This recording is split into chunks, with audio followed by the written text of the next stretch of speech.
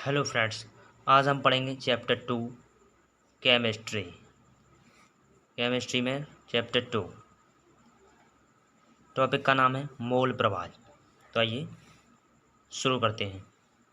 शुरू करने से पहले आपसे एक रिक्वेस्ट है, अगर आप हमारे चैनल पर नए हो तो हमारे चैनल को सब्सक्राइब कर लें और बेल आइकन को प्रेस कर लें, जिससे कि हमारी नोटिफिकेशन सबसे पहले आपको मिल सके। चलिए अब शुरू करते हैं। मोल प्रभाव किसी विलयन में उपस्थित विलेय या विलायक के मोलों की संख्या तथा विलयन में उपस्थित कुल मोलों की संख्या के अनुपात को मोल प्रभाव कहते हैं। ठीक है फ्रेंड्स, क्लियर। इसे एक्स से प्रदर्शित करते हैं।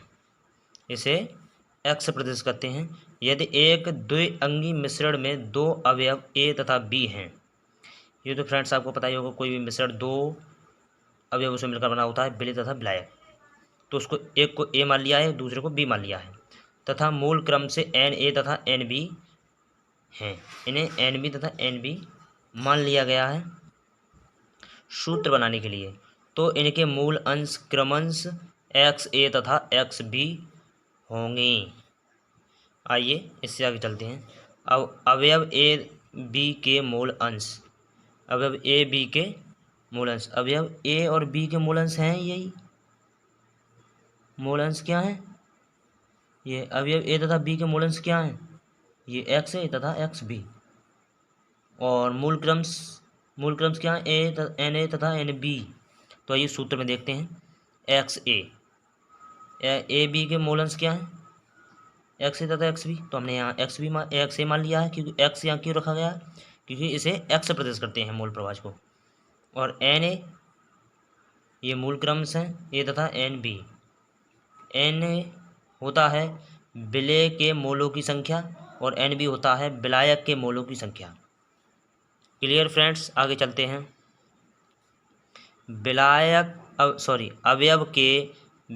अवयव बी के मूल अंश, अवयव बी के मूल अंश। तो एक्स बी बराबर एन बी, यानी एक्स बी बराबर होता है एन बी के। क्लियर फ्रेंड्स, अब चलते हैं आगे इसके मात्रक पर। इसका कोई मात्रक नहीं होता है। किसी विलयन में उपस्थित सभी अवयवों का मोल प्रभाव का योग एक होता है।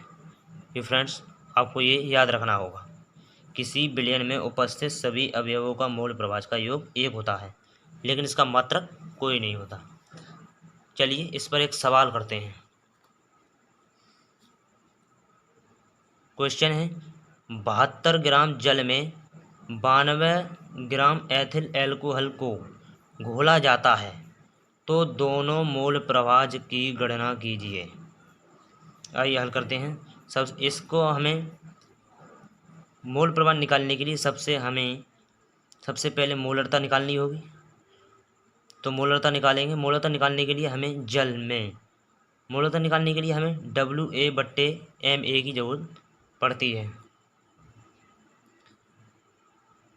WA होता है फ्रेंड्स, ए माने वही विलायक, जो माने हैं विलायक तथा विलेय तथा विलायक, और W माने होता है वेट। वेट मीन्स भार, यानी कि विलायक का भार और ये विलेय का मोलर द्रव्यमान। इसके माने क्या होता है? विलेय का भार और ये विलेय का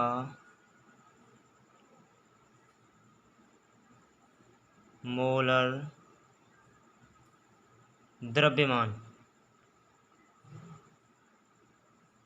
क्लियर फ्रेंड्स, तो इसके लिए हमें मोलरता पहले निकालनी होगी। तो उस मोलरता निकालने के लिए हमें इसका विलेय का भार ज्ञात होना चाहिए। तो यहाँ विलेय क्या है? जल। विलेय एथिल एल्कोहल है और विलायक क्या है? जल, यानी जल में घुलेगा। तो जल का अणुभार कितना होता है? 18। और एथिल एल्कोहल का सूत्र ये होता है C2H5। तो एथिल एल्कोहल का अणुभार होता है 46। ये आप निकालने जानते होंगे फ्रेंड्स। तो H2O की अब हम मोलरता ज्ञात करेंगे। तो W/Ma, ये मैं फ्रेंड्स आपको पहले ही बता चुका हूँ। तो Ma बराबर m, मोलरता को किससे प्रदर्शित करते हैं? m से। m बराबर 72/18, यानी कि जो W है, W बटे विलेय का भार। तो विलेय क्या है? विलेय कितना है?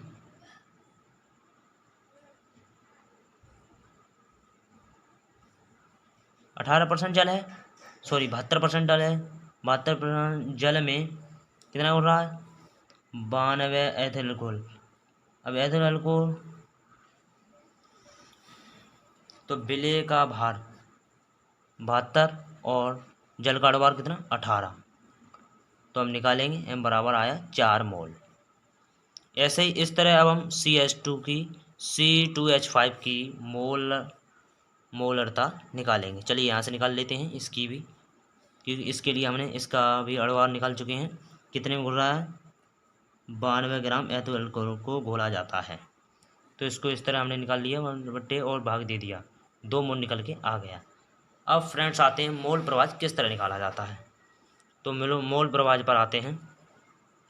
H2O का मोल प्रवाह सबसे पहले निकालते हैं जल का। तो यहाँ पद कौन सा माना गया है? A बराबर जल, वही A तथा B कोई भी विलायक बनता है। तो यहाँ H2O बराबर Na, ये वही वाला सूत्र है, Na/Na+NB। तो ये जल है, जो जल है उसको A मान लिया गया है, और B है उसको C2H5 मान लिया गया है। तो H2O बराबर NH2 बराबर, अब H2O बराबर इसका NH2O का कितना आया? मोलरता कितनी आई? 4। तो 4 हमने रख ली फ्रेंड्स, NH2 की 4, C2H5 की कितनी रख ली? 2, बराबर भाग दे देंगे 6 से। 4 को डिवाइड करेंगे तो 0.66 आ जाएगा। तो H2O का मोल प्रवाह क्या हुआ? 0.66। आई होप फ्रेंड्स आप समझ चुके होंगे। Thank you to watching. धन्यवाद।